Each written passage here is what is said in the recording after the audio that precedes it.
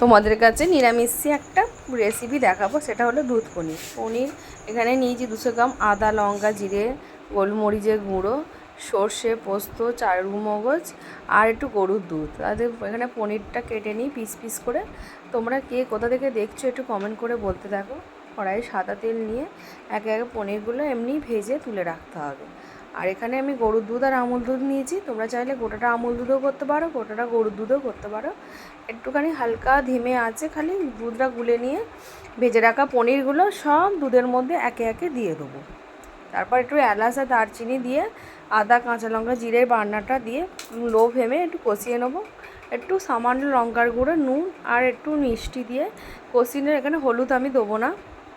কষানোর পর চারুমগজ কাজু আর পোস্ত বাটাটা দিয়ে কিছুক্ষণ কষে নেওয়ার পর একটা দুটো কাঁচা লঙ্কা দিয়ে দেবেন আপনার ঝালের পরিমাণ মতো।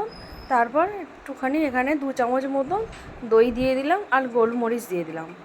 দিয়ে দেওয়ার পর আর এখানে ভেজে রাখা পনির আর দুধ সব শুদ্ধ এখানে দিয়ে পরিমাণ মতো নুন মিষ্টি ঝাল দিয়ে তোমরা পরিবেশন করবে। এটা রুমালি রুটি, লাচ্চা, পরোটা, এমনি ঘরের রুটির সঙ্গেও ভালো লাগবে। কেমন হয়েছে লাইক কমেন্ট করতে ভুলো না।